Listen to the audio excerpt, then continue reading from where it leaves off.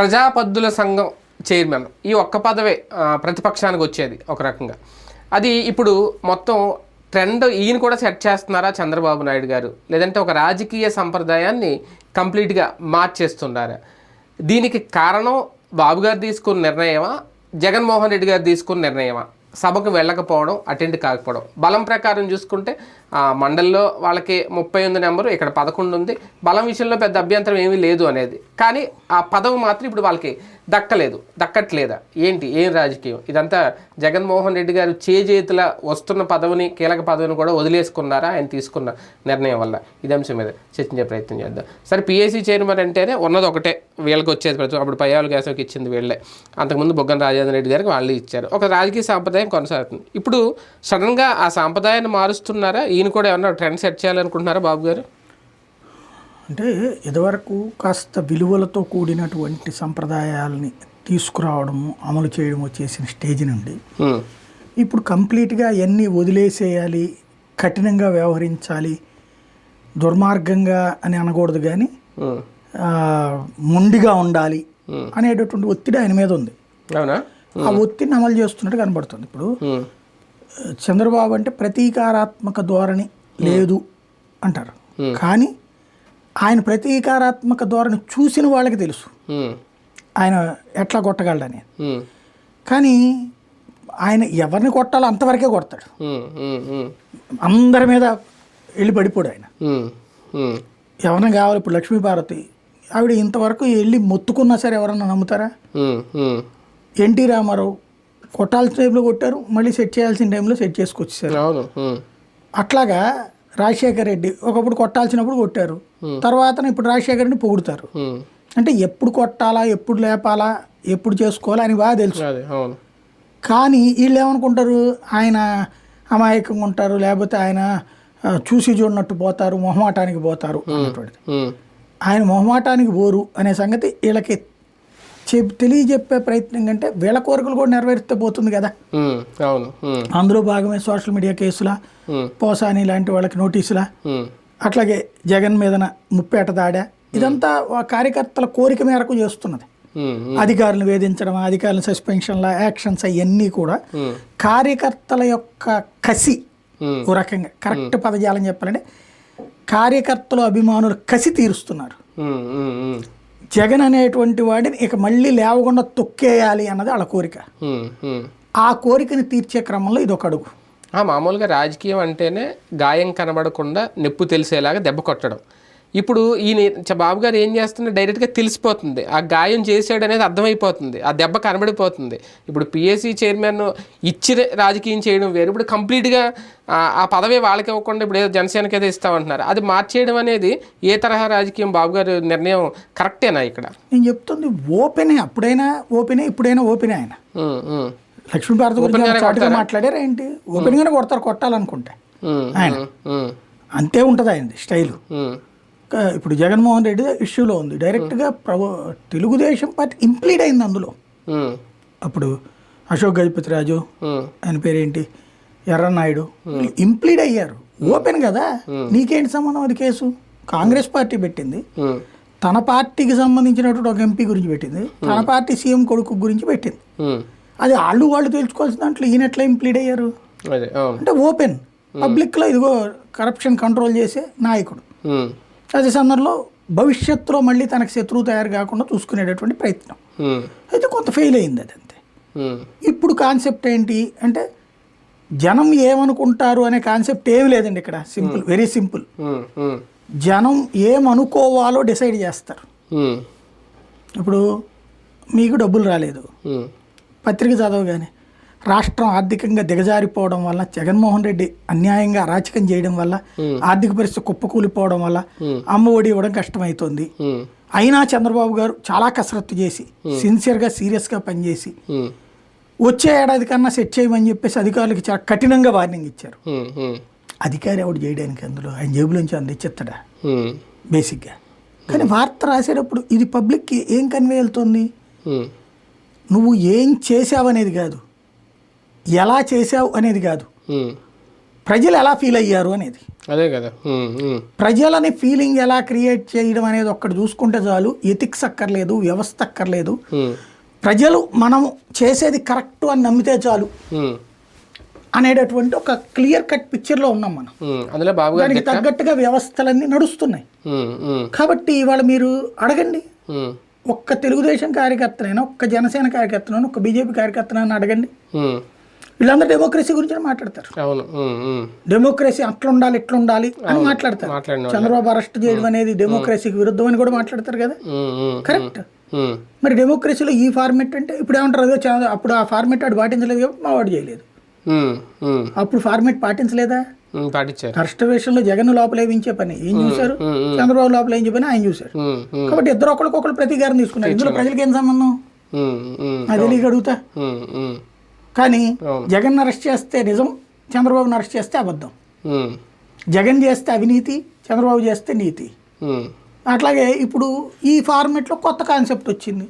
ఇప్పుడు ఈ సిస్టమ్ వచ్చిన తర్వాత అంటే మనకి ఇదివరకు ఏంటంటే నాబోటోళ్ళమో లేకపోతే మన పత్రికల్లో రాసేటప్పుడు ఆ డెమోక్రటికల్ స్పిరిట్ గురించి స్టోరీ రాసేవాళ్ళు, ఇది దుర్సాంప్రదాయం ఇది అనేది. అది మిగతా జనం కూడా చర్చించేవాళ్ళు ఆ టైప్లో. అది సైకలాజికల్గా పార్టీల మీద భారం పడి వాళ్ళు బాధ్యతగా ఉండటానికి ప్రయత్నించేవాళ్ళు. 100కి 80, 90 అయినా ప్రయత్నించేవాళ్ళు. ఒక 20 ఒమిట్ అవ్వచ్చు, 70-80% అన్నా లేదు తప్పు అనేటటువంటి సెట్ చేసే ప్రయత్నం చేసేవాళ్ళు. ఇప్పుడు సీన్ మారిపోయింది, కంప్లీట్గా రివర్స్లో నడుస్తుంది. ప్రజలు కన్వే చేయడంలో సక్సెస్ అవుతున్నారా బాబు గారు ఇలాంటి విషయాల్లో? అరే మీరు ఇవాళ నేను చెప్తున్నాను కదా, ఎవరు కన్వే కావాలా? వాళ్ళ పార్టీ 3 పార్టీల కార్యకర్తలు వాళ్ళు కన్విన్స్ అయిపోతున్నారు కదా. నెంబర్ 2 సాధారణ ప్రజలు, వాళ్ళకి పేపర్ చదువుతున్నారు. పేపర్లో ఈనాడు చదివితే కరెక్ట్, బాబు చెప్పింది కరెక్ట్ అనిపిస్తుంది. సాక్షి చదివేవాడు వైఎస్ఆర్ కాంగ్రెస్ పార్టీ వాడు, వాళ్ళకి కాదనిపిస్తుంది. వీళ్ళని కన్విన్స్ చేయాలని ఆయన అనుకోవట్లా. తటస్థులైన ప్రజలని ఈనాడు, ఆంధ్రజ్యోతి, ఈ పేపర్, ఈ ఛానల్ చూస్తారు కాబట్టి వీళ్ళకి తను అనుకున్న వెర్షన్లోనే వార్త రాసి పెట్టడానికి మీడియా ఉంది అక్కడ. ఇదివరకు అయితే కనుక మీడియా వార్తగా రాసి పార్టీ తరఫున స్టేట్మెంట్ ఇచ్చేవాడు. ఇప్పుడు చూడండి, నిన్న జగన్మోహన్ రెడ్డి అది ఏదో స్టేట్మెంట్ ఇచ్చాడు, చంద్రబాబు గారు వాళ్ళ అమ్మ నాన్నలు ఎప్పుడైనా చూపించాడా, పబ్లిక్ ఏమైనా తెలుసా ఇది అని. దాని మీద ఎవరు స్పందించాలా? మామూలుగా అయితే బాబు గారు స్పందించాలా, లేకపోతే లోకేష్ స్పందించాలా, వాళ్ళకు నందమూరి కుటుంబం, నారావారి కుటుంబం స్పందించాలా. కానీ ఎవరు స్పందించారు? ఆంధ్రజ్యోతి స్పందించింది, 3 కాలంలో వార్త రాసింది. అప్పట్లో అమ్మన్నమ్మ గారి దగ్గరికి వెళ్తే ఇట్లా జరిగింది, అట్లా జరిగింది. మరి అదే జ్యోతి నరేంద్ర మోడీ వెళ్ళి వాళ్ళ అమ్మ దగ్గరికి పుట్టినరోజు ఆశీస్సులు తీసుకోవడానికి వెళ్తే 5 కెమెరాలు, ఇదో పెద్ద డ్రామా అని రాసింది. ఇది 18-19 టైం. అంటే ఒకళ్ళ టైంలో ఒక పద్ధతి కరెక్ట్, ఇంకొకళ్ళ టైంలో ఇంకో పద్ధతి రాంగ్. ఇవాళ ప్రస్తుతం ఏంటయ్యా అంటే మనం ఒక రకమైనటువంటి మానసిక బానిసత్వ ధోరణిలో ఉన్నాం. మాకు నచ్చిన నాయకుడు ఏం చేసినా రైట్, మాకు నచ్చని నాయకుడు ఏం చేసినా రాంగ్. ఇది ఎప్పుడైతే పబ్లిక్లో కూడా తీసుకెళ్ళిపోతున్నామో, ఈ పబ్లిక్లో ఈ ఎథిక్స్ గురించి మాట్లాడే వ్యవస్థ ఏదైతే మీడియా కూడా అమ్ముడుపోయిందన్నామా, బానిసత్వం చేస్తుందన్నామా, లొంగిపోయిందన్నామా, ఎప్పుడైతే ఉందో ఇంకేముందని అసలు ఇవాళ ఎథిక్స్ గురించి మాట్లాడుకోవద్దు అసలు. మనం రియల్గా నాకు గుర్తొచ్చింది, మొన్న ఒక టీ స్టాల్ దగ్గరికి వెళ్ళాం. జస్ట్ అక్కడ నుంచి టీ తాగుతుంటే పక్కన డ్రైనేజ్ స్మెల్ వచ్చేస్తుంది. మామూలుగా ఏంటి డ్రైనేజ్ ఎంత స్మెల్ వచ్చేస్తుంది ఇక్కడ, ఎలా నుంచి ఫుల్ రష్గా ఉంటుంది ఆ టీ స్టాల్. ఇప్పుడు కూడా ఇరానీ చాయ్ అమ్మడం అంటే జనాలు వస్తుంటారు.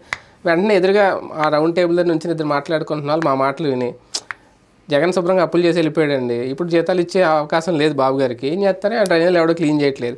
వెంటనే మేము అన్నదాన్ని అంటే అక్కడ ఉన్న వాళ్ళలో ఎంత కన్వే అయ్యారు బాబు గారు మాట్లాడనిపించింది నాకు అనమాట. అవి చూస్తూ ఉంటే అంత ఓకే, అది వాళ్ళు టీడీపీ వాళ్ళే కాదని పక్కన పెడితే ఒక పబ్లిక్ మధ్య ఆ తరహా చర్చ నడుస్తుంది బయట. ఇప్పుడు మరి అప్పుడు ఎందుకు జగన్ ఉన్నప్పుడు ఎందుకు చూసారు అవన్నీ, ఎందుకు తీశారు చెత్త? మరి అప్పుడు ఆయన అప్లై చేశాడు, కరెక్ట్, ఆయన అయితే చెత్త తీసాడుగా. అదే కదా, ఇప్పుడు డ్రైనేజీలు క్లీన్ చేశాడు. డ్రైనేజీలు క్లీన్ చేయడానికి రాష్ట్ర ప్రభుత్వానికి సంబంధం, అది మున్సిపాలిటీకి సంబంధం. పబ్లిక్ అలా ఉంటది అంటున్నాను, ఏదైనా బాబు జగన్ గురించి మాట్లాడేసుకుంటారు అంతే. దాన్ని ఎప్పుడైతే నడుస్తున్నదో ఇంకేం అక్కర్లేదు. ఇప్పుడు ఇది కూడా ఎతికలే, జగన్ గడికి చొక్కలు చూపెడుతున్నాడు మా బాబు. అవును, అదే, అవును, ఇదే నడుస్తుంది, ఏముంది అందులో. కానీ యాజ్ పర్ కాన్స్టిట్యూషన్ దీంట్లో అంటే పిఏసీకి సంబంధించి ఇలా నిర్ణయం తీసేసుకోవడం, ఒక కొత్త సాంప్రదాయం మొదలెట్టేయడం అనేది కరెక్టేనా? రేపు పొద్దున్న ఇదే కంటిన్యూ చేస్తారా ఇంకా? ఇప్పుడు రాజ్యాంగానికి దీనికి ఏం సంబంధం లేదండి, ఇది సంప్రదాయాలు. సంప్రదాయాలు ప్రతిపక్ష నాయకుడు అంటే ఎవరైతే అత్యధికంగా ఉంటారు అన్నటువంటిదే ప్రతిపక్షం. కానీ రాజ్యాంగంలో అసలు ప్రతిపక్షం ఎట్లా ఉండాలని రాయలే. అంటే ఇందులో కూడా అత్యధికంగా ఉన్న వాళ్ళకి ఇవ్వాలని ఏమన్నా ఉందా? అంటే 10 మంది ప్రతిపక్షం ఉంటే అందులో ఎవరు అత్యధికంగా ఉంటే వాళ్ళకి. అది అవును, అంతే. అంతే తప్ప ఇందులో 18 ఉండాలని గెలిచిన వాళ్ళలో అత్యధికంగా ఉండేవాడు ముఖ్యమంత్రి అవుతారు, ప్రధానమంత్రి. అట్లాగే రెండవ అత్యధికంగా వచ్చేటటువంటి వాళ్ళు ప్రతిపక్షం. అంతే, అవును. ఇది కాన్స్టిట్యూషన్ చెప్పేది. దీనికి ఏం చేశారు, మొదట్లో జవహర్లాల్ నెహ్రూ ఉన్న టైంలో కమ్యూనిస్టులు ప్రతిపక్షం ఇవ్వదలుచుకోలేదు కాబట్టి ఓ స్ట్రాటజీ చేశారు. ప్రతిపక్షం అనేది లేకుండా చేయాలంటే 10% ఓట్లు వచ్చినోడికి ప్రతిపక్షం అన్నది. అప్పుడేంటి ప్రాంతీయ పార్టీలు ఇవన్నీ, అప్పుడు ప్రాంతీయ పార్టీలు లేవనుకోండి, ఈ 10% ఓట్లు సీట్లు లేవు, దెన్ ప్రతిపక్షపు అవకాశాలు లేకుండా చేయటం. అట్లాంటి ఒక సిస్టమ్, అంటే అది సభా సంప్రదాయంలో తెచ్చారు తప్పించి మరొకటి లేదు. అంతే. అందులోనే ఇది కూడా పిఏసి అనేటటువంటిది. కాన్స్టిట్యూషన్ రాసినటువంటి అంబేద్కర్ గారు ఈ 2 వ్యవస్థలకు ఒక చక్కటి ప్లాన్ చెప్పారు.